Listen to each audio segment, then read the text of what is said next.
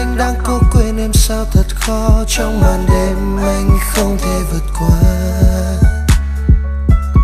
Và lại một lần anh đang ngẩn ngơ trong nước mắt, và tự nhủ phải cố gắng không đánh mất mình. Thế nhưng sao khoảng cách đó cứ lớn dần trong em. Muộn sau lại đến kéo theo bao nhiêu suy tư cùng hàng ngàn ý. Em yêu nơi đó có về với anh.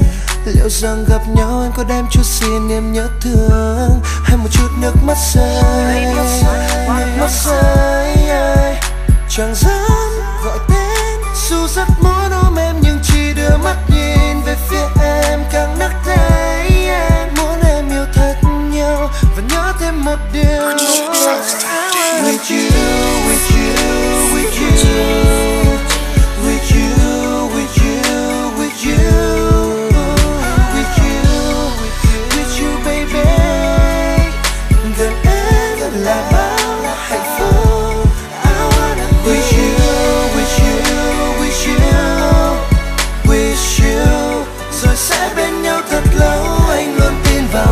Gì đó khi ông mặt trời ban những cơn mưa thay cho nước mắt anh, thay cho niềm vui vô bờ bến. Khi anh đến đây đã mang cho anh nhiều buồn phiền nó tan biến ngay. Anh sẽ đi tốc độ thật nhanh, anh sẽ đi mà không cần phanh. Anh sẽ đi đến khi mà ly cà phê bị kíp với của em uống nguội tanh. Để được nhìn thấy em, người con gái đẹp, từ ánh mắt đến đôi môi như một số nơi vẫn hẹp. Hoặc là anh phải tháo dép để tăng tốc. Sau một quãng đường dài trên đất anh đã đến dốc. Hàng than và em ở đó, nhìn thấy anh em cười như sao nụ cười méo mó. Có phải những chuyện buồn mà anh không hề muốn nói, chỉ luôn tự hỏi với mình rằng anh không phải là của riêng em, không phải một nửa của em. Nhưng em thấy đấy, anh chỉ muốn được nắm tay em đi quanh cả cái thế giới này. Anh không muốn với em 24/7 mà kể cả tối ngày. Vì chàng ca sĩ này đã gặp may vì đừng ngồi lại máy bay. Nước mắt rơi, nước mắt rơi.